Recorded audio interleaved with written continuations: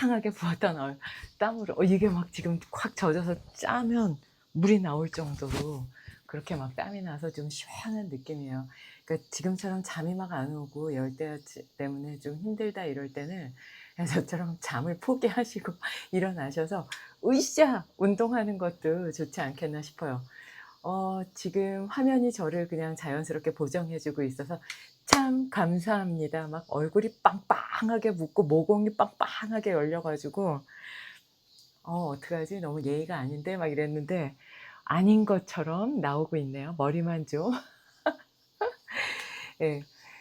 인제 오늘 주제는요. 이건 좀 제가 잘 못하는 부분이기도 해요. 저한테 대한 어떤 주의?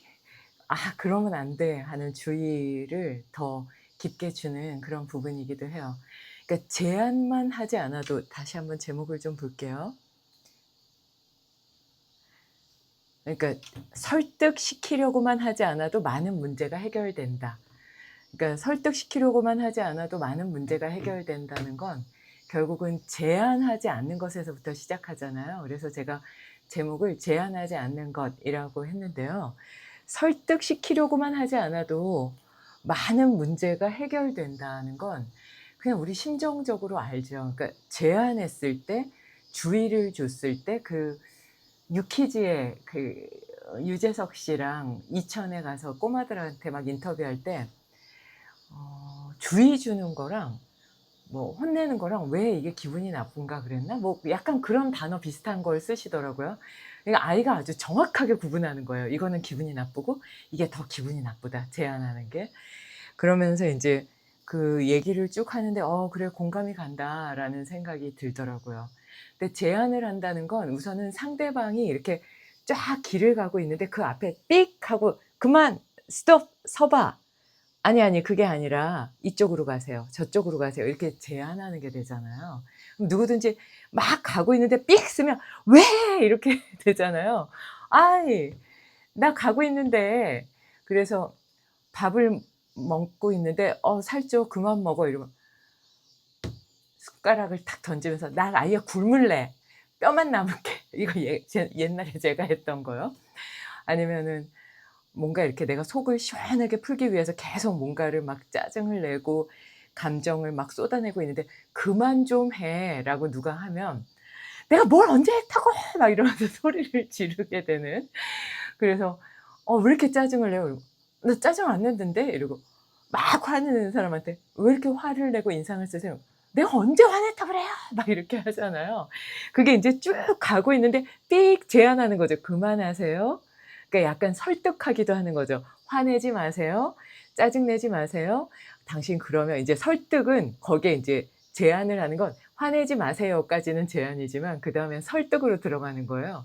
"그러면 내가 들었는데 원정의 명상 요가 채널에서 보니까 모공도 넓어지고 두통도 생기고 고혈압도 생기고 위장장애도 오고 대장에도 이상이 오면서 부종도 생기고 머리도 빠지고 관절도 아파진대.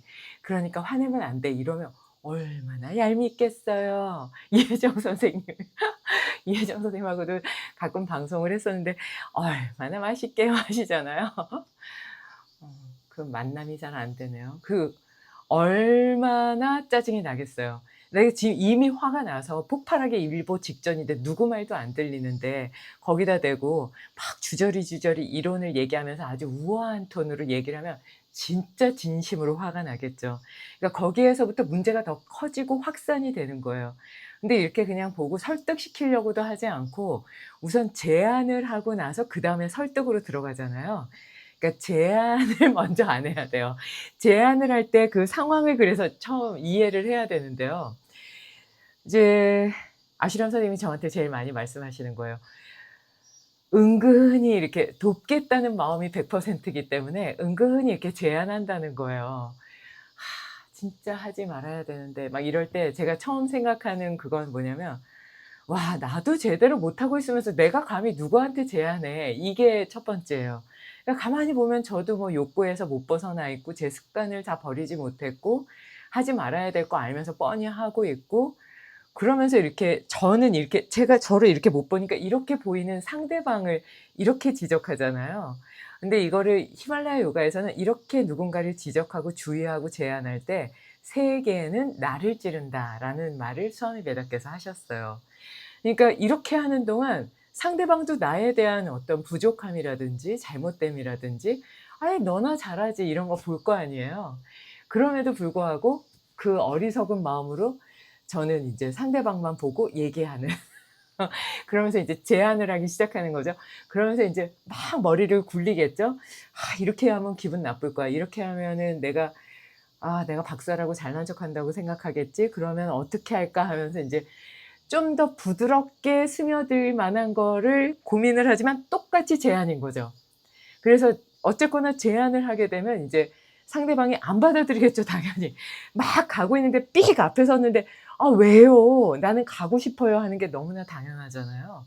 물이 쫙 흐르고 있는데 거기에 "물 이리 흐르지 마." 그리고 맥을 딱 끊어 버린다고 물이 안 흐르는 게 아니죠. 그냥 쭉 흐르게 되니까 제안을 하게 되면 교집합 같은 이 뭉뚱그려진 비빔밥 같은 이것도 저것도 아닌 그런 상태가 오면서 서로 혼란 상태가 되기도 하고 빵 부딪히는 상태가 되기도 하고 깨지는 상태가 되기도 하고 금이 가는 상태가 되기도 하고 등을 돌리기도 하잖아요.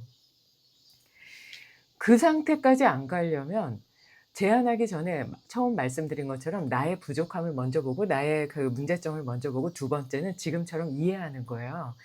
'아 그래. 내가 막 가는 길을 누군가 이렇게 막고 제안하고 멈추라고 하면 나도 그냥 다 받아들이지 못할 텐데 상대방도 받아들이지 못할 거를 이미 알고 하는 거죠.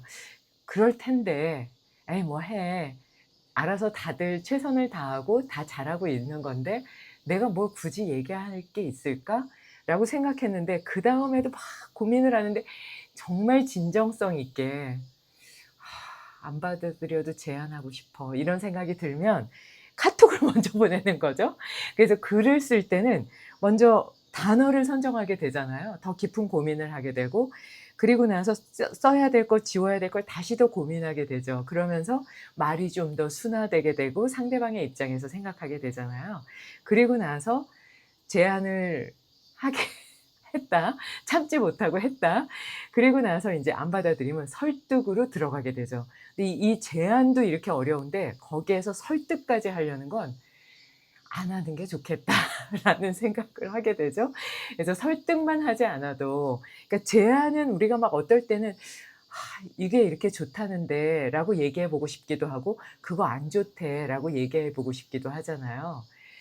그런데 설득까지 가게 되면 이거는 거의 싸우자의 상황이 되고 갈등은 더 깊어지고 골이 깊어질 뿐 들리는 소리는 없는 거죠. 그래서 내가 나의 문제점을 알고 뭔가 해결하고 싶을 때는 내가 문제점을 해결하기 위해서 으쌰하고 일어나서 그냥 자의적으로 찾아서 무엇인가를 해결하기 위해서 노력하는 게 훨씬 더 직접적으로 나아가게 되고 상처 입지 않게 되고 서로에 대해서 밀어냄 없이 뭔가 스펀지처럼 받아들일 수 있는 그런 단계가 될 텐데요. 그 중간의 시간 그게 정말 중요한 것 같아요.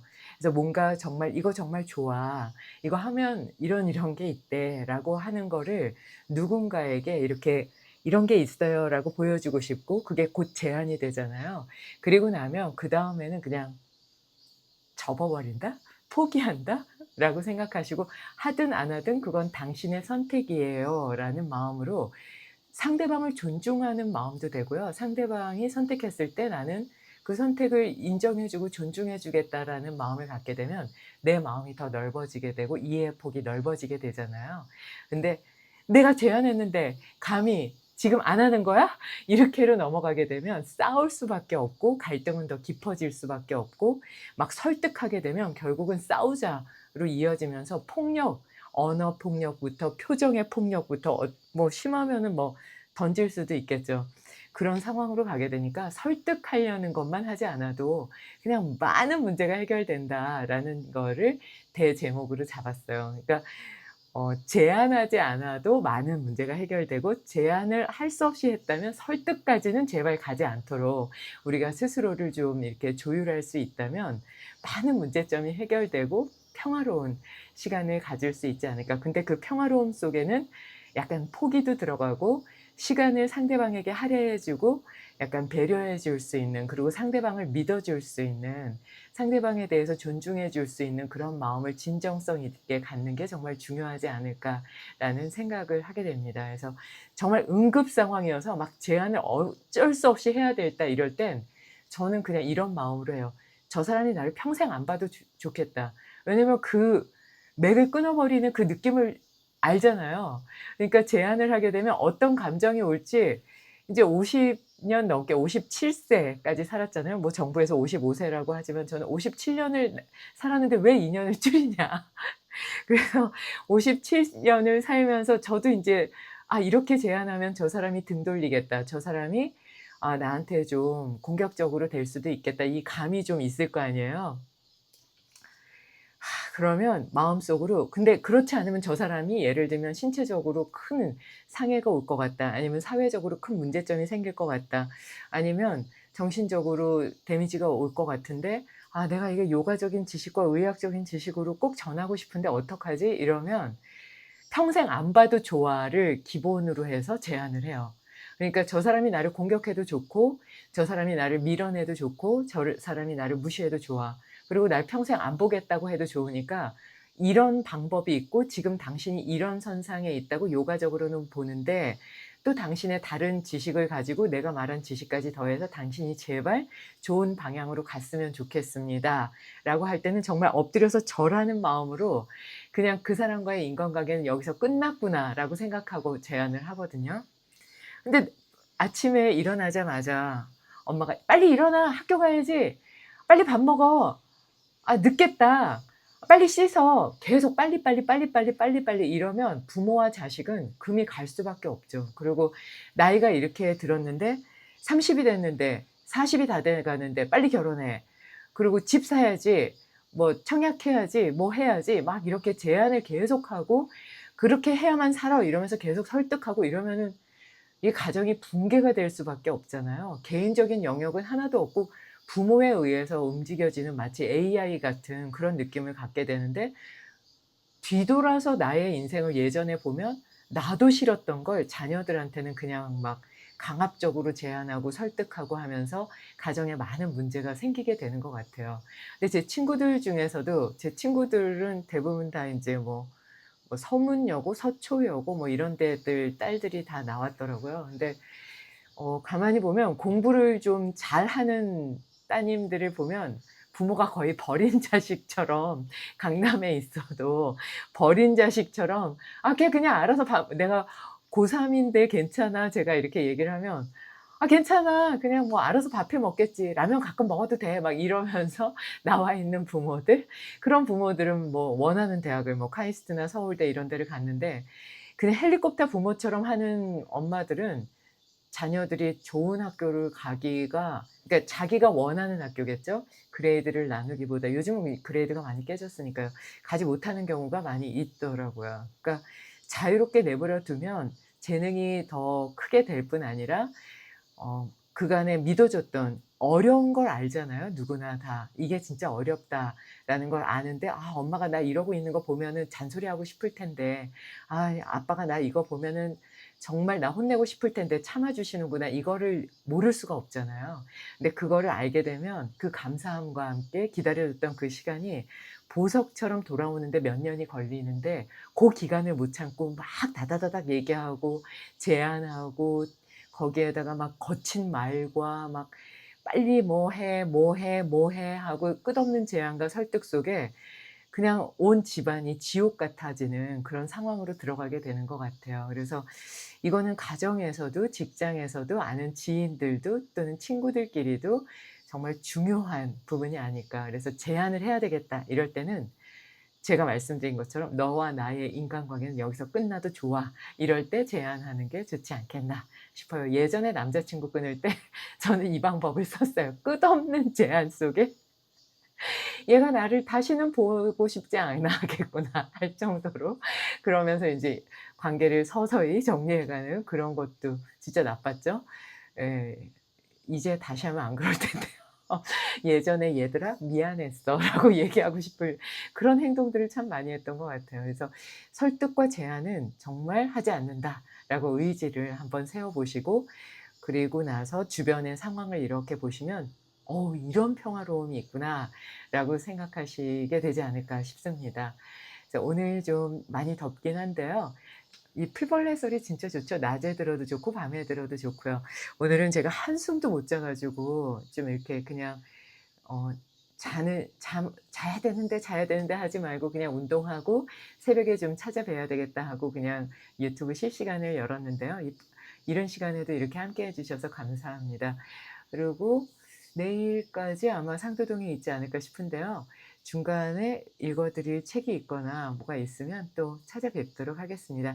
기분 좋은 하루 되시고요. 오늘 만나는 모든 분들이 여러분들 덕분에 웃을 수 있는, 여러분들이 만나는 그 모든 분들이 화가 나고 더위 때문에 짜증이 났어도 여러분들의 밝은 웃음과 따뜻한 배려 때문에 가슴이 녹아내려서 '진짜 감사하다.'라는 감동의 마음을 갖게 할 수 있도록 그런 하루가 되시면 그게 나에게 더 스스로에게 더 큰 선물 같은 하루가 되지 않을까 싶어요.